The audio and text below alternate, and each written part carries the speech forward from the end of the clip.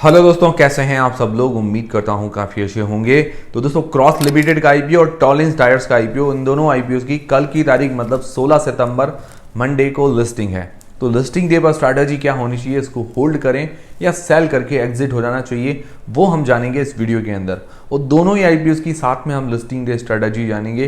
तो कल की तारीख में 16 सितंबर को लिस्टिंग है और 16 सितंबर को एक और आईपीओ बजाज हाउसिंग फाइनेंस का आईपीओ, उसकी भी लिस्टिंग होने वाली है। तो तीनों आईपीओ एक साथ लिस्ट होंगे। और ये चीज़ आप ध्यान में रखिएगा कि भाई कल की तारीख में बजाज हाउसिंग फाइनेंस का आईपीओ, उसकी डिमांड थोड़ी सी ज़्यादा रह सकती है। जो इन्वेस्टर्स हैं या बड़े एंकर इन्वेस्टर्स जो भी हैं, तो उनका फोकस ज़्यादा कहाँ रहेगा, भाई बजाज हाउसिंग फाइनेंस के आईपीओ पर ही रहेगा। ये पॉसिबिलिटी हो सकती है, ठीक है, क्योंकि शुरुआत से ही बजाज हाउसिंग फाइनेंस के आईपीओ की डिमांड ज़्यादा थी। तो इस कारण क्या है कि इस पर फोकस ज़्यादा रह सकता है। और इन दोनों आईपीओ पर, जो क्रॉस लिमिटेड आईपीओ और टॉलिंस टायर्स का आईपीओ, इन दोनों पर थोड़ा सा फोकस कम भी रह सकता है। ये चीज़ आप ध्यान में रखिएगा। और कल की तारीख में 16 सितंबर को कोई भी छुट्टी नहीं है, ये चीज़ आप ध्यान में रखिएगा। काफ़ी लोग कंफ्यूज हैं कि कल छुट्टी है, तो कोई भी छुट्टी नहीं है। कल मार्केट ओपन रहेगा। तो सुबह 9 बजे मार्केट खुलता है, 10 बजे आईपीओ की लिस्टिंग होती है। उससे पहले 9:15 9:15 से लेकर 9:45 तक अगर आप प्री मार्केट के अंदर ऑर्डर लगाना चाहते हैं तो लगा सकते हैं। मान लो किसी को पहले बाय करना हो, किसी को सेल करना हो, तो वो कर सकते हैं। कैसे करते हैं, तो सर्च कीजिए IPO pre market order Jayesh Khatri लिखकर, आपको वीडियो मिल जाएगा यूट्यूब पर, ठीक है। उसके अलावा टेलीग्राम व्हाट्सएप चैनल को ज्वाइन करके रख लीजिए, ताकि छोटा मोटा अपडेट और वीडियो का नोटिफिकेशन आपको मिलता रहे। और आईपीओज वगैरह आ रहे हैं आपके पास या आपके फैमिली मेंबर्स में किसी के पास डीमेट अकाउंट नहीं है, तो एंजल वन के साथ बिल्कुल फ्री में डीमेट अकाउंट खुलवा सकते हैं। और इंस्टाग्राम पर भी फॉलो करना मत भूलिएगा, वहाँ पर हमारी रील्स वगैरह अब आपको रेगुलर मिलती रहेगी। सबकी लिंक डिस्क्रिप्शन के अंदर है। तो सबसे पहले क्रॉस लिमिटेड का आईपीओ, इसकी लिस्टिंग डेट हमने जान ली कि 16 सितंबर को ये लिस्ट होने वाला है, ठीक है।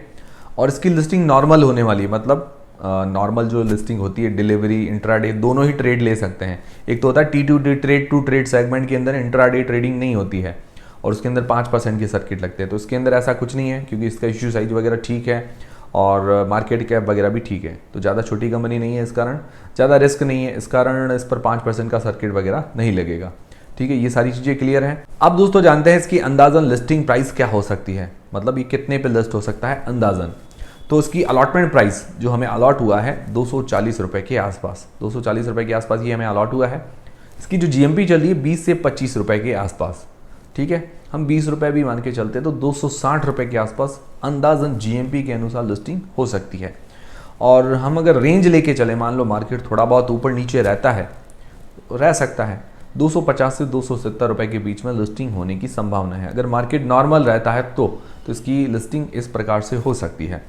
और हाँ, एक्सट्रीम कोई कंडीशन होती है तो उसमें ऊपर नीचे कुछ भी हो सकता है। फिर हमें अंदाजन लिस्टिंग गेंस कितना मिल सकता है, तो अंदाजन हमें लिस्टिंग गेंस 8% के आसपास मिल सकता है। 20 रुपये पर शेयर, 62 शेयर्स का लॉट है, 1240 रुपये जैसा, लगभग 8% के आसपास हमें अंदाजन लिस्टिंग गेंस देखने को मिल सकता है। तो अब लिस्टिंग डे पर स्ट्रैटेजी क्या होनी चाहिए, मतलब जिन लोगों को अलॉट नहीं हुआ है, तो देखिए काफ़ी लोग बाय करने का भी सोच रहे होंगे। तो देखिए, मैंने आपको बताया कि बजाज हाउसिंग फाइनेंस का आईपीओ, उसकी भी लिस्टिंग साथ है, टॉलिंस टायर्स के भी आईपीओ की लिस्टिंग साथ है। तो ज़्यादा जो फोकस सब लगाएंगे वो बजाज हाउसिंग फाइनेंस के आईपीओ पर लगाएंगे। तो हो सकता है कि भाई अगर आप बाय करें तो हो सकता है डिमांड थोड़ी कम रहे, तो ये पॉसिबिलिटी हो सकती है। ये चीज़ आप ध्यान में लेके चलिएगा।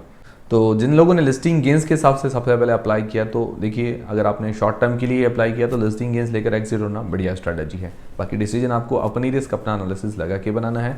लॉन्ग टर्म के लिए जिन लोगों ने अप्लाई किया है, तो उसके पॉजिटिव्स और नेगेटिव्स दोनों ही देख लेते हैं। पॉजिटिव्स में बात करें तो इसका सेक्टर बढ़िया है, मतलब एक अच्छा और डिमांडिंग सेक्टर है। फिर उसके बाद आईपीओ के बाद इसका डेट काफ़ी कम हो जाएगा। और बात करें फाइनेंशियली भी ठीक है, मतलब रेवेन्यू प्रॉफिट के अंदर पिछले 2 सालों से अच्छी ग्रोथ दिखा रही है। और इसका क्लाइंट बेस अच्छा है, अशोक लेलैंड, टाटा जैसे इसके क्लाइंट्स हैं। और इसकी एंकर लिस्ट अच्छी आई है। एंकर लिस्ट जब भी अच्छी आती है तो थोड़ा बहुत सपोर्ट मिल जाता है किसी भी आईपीओ या किसी भी कंपनी को। नेगेटिव्स क्या है कि नेगेटिव्स ये है कि वैल्यूएशंस थोड़ी सी इसकी हाई है, वैल्यूएशंस थोड़ी सस्ती करते तो बढ़िया रहता। बाकी ऐसे कोई विशेष कुछ भी नेगेटिव नहीं है। कंपनी ओवरऑल अच्छी नज़र आ रही है, आईपीओ ओवरऑल बैलेंस्ड आईपीओ नज़र आ रहा है। और लॉन्ग टर्म में अगर आप स्लो ग्रोथ चाहते हैं, नॉर्मल ग्रोथ चाहते हैं, तो ये ठीक है। अगर आप ऐसे उम्मीद कर रहे हैं इससे 2 गुना 3 गुना जैसे बजाज हाउसिंग का फाइनेंस का आईपीओ, वैसे ही आप इससे ज़्यादा उम्मीद नहीं कर सकते। हो जाए तो बढ़िया है, बस आप इससे ठीक ठाक रिटर्न की उम्मीद कर सकते हैं, ऐसा पर्सनली मुझे लग रहा है। जनरली कोई भी शेयर जो लॉन्ग टर्म में भाई अपने सोचते हैं ना कि 2 गुना 3 गुना कौन देता है, एक तो उसका सेक्टर अगर फ्यूचरिस्टिक हो, कुछ दमदार सेक्टर हो कि भाई फ्यूचर के अंदर बहुत बढ़िया डिमांड रख सकती है, और अपने सेक्टर के अंदर कोई लीडिंग पोजीशन के अंदर हो, तो भी हो सकता है। तो उस हिसाब से इसमें ऐसा कुछ नहीं लग रहा है कि भाई ये 2 गुना 3 गुना ऐसा हमें रिटर्न दे। हाँ, ठीक ठाक रिटर्न की आप उम्मीद कर सकते हैं, ये चीज़ है। अब आप लोग क्या करेंगे, क्या इसका आईपीओ को होल्ड करेंगे या सेल करेंगे, मुझे कमेंट करके बता दीजिएगा। हाँ, बस इससे इतना उम्मीद है कि ये निराश नहीं करेगा। फिर दोस्तों टॉलिंस टायर्स का आईपीओ, उसकी लिस्टिंग डे पर स्ट्रैटेजी क्या होनी चाहिए। तो देखिए इसके अंदर 5% के सर्किट लग सकते हैं। ये इसके अंदर जो इसकी लिस्टिंग होगी शायद ट्रेड टू ट्रेड सेगमेंट के अंदर हो सकती है, और जिसके अंदर इंट्राडे अलाउड नहीं होगा हमें। मतलब अगर आप शेयर बाय करते हैं एक दिन, तो अगले दिन आप सेल कर पाएंगे इसको, मतलब सेम डे सेल नहीं कर पाएंगे, इंट्राडे शायद अलाउड नहीं है। और देखिए इसके अंदर डिमांड अगर ज़्यादा रहती तो अपर सर्किट लगते हैं, डिमांड थोड़ी कम रहती तो लोअर सर्किट भी लग जाते हैं। अब अंदाजन लिस्टिंग प्राइस क्या हो सकती है, तो 226 रुपये के आसपास अलॉट हुआ है हमें, और 24 से लेकर 30 रुपये के बीच में इसकी अंदाजन जीएमपी चल रही है। हम 24 रुपये अंदाजन मान के चले तो 250 रुपीज़ के आसपास इसकी लिस्टिंग हो सकती है, एक अंदाज़ा है। और मान लो थोड़ा बहुत मार्केट ऊपर नीचे रहता है तो 240 से 260 के बीच में इसकी लिस्टिंग होने की संभावनाएं हैं, अगर मार्केट इस तरह से बराबर चलता है तो। एक्सट्रीम कंडीशन मैंने आपको बताया तो वो कुछ भी हो सकता है। और मान लो अगर इसकी डिमांड रहती तो 5% के अपर सर्किट भी लग सकते हैं। तो लिस्टिंग गेंस मिलने की कितनी संभावनाएं हैं, लिस्टिंग गेंस लगभग मिलने की संभावना है 10 से लेकर 15% के बीच में। लगभग 24 रुपये पर शेयर 66 शेयर्स का लॉट है, लगभग 1584 रुपये के आसपास हमें अंदाजन लिस्टिंग गेंस देखने को मिल सकता है। अगर मान लो अपर सर्किट लग गया, 250 रुपये में लिस्ट होता है, मान लो अपर सर्किट लगता है तो उसके अंदर 5% के सर्किट लगते हैं। मान लो 250 में लिस्ट होता है तो 262 रुपये के आसपास इसका अपर सर्किट लग सकता है, ऐसा पॉसिबिलिटी है। और लोअर सर्किट लगा तो भी सेम 5% आप घटा के रख लीजिए। तो अब हमारी लिस्टिंग डे पर स्ट्रैटेजी क्या होनी चाहिए। देखिए लिस्टिंग गेंस के लिए अप्लाई किया शॉर्ट टर्म के लिए, तो लिस्टिंग गेंस लेकर एग्जिट होना बढ़िया स्ट्रैटेजी है। और हाँ, अगर आपने लॉन्ग टर्म के लिए अप्लाई किया है तो उसके पॉजिटिव्स और नेगेटिव्स देख लेते हैं। पॉजिटिव में सबसे बड़ा पॉजिटिव है कि ये फाइनेंशियली स्ट्रांग है, आईपीओ के बाद डेट फ्री कंपनी हो जाएगी, और 1-2 सालों में इसने रेवेन्यू प्रॉफिट के अंदर बढ़िया ग्रोथ दिखाई है। इसके प्रॉफिट मार्जिन्स वगैरह अच्छे हैं, आरओई आरओसी वगैरह बढ़िया है, और सबसे अच्छी बात इसकी वैल्यूएशन जो है रीजनेबल है, ज़्यादा महंगी नहीं है। अपने जो भी कंपिटिटर्स वगैरह हैं उनसे वैल्यूएशन रीजनेबल है।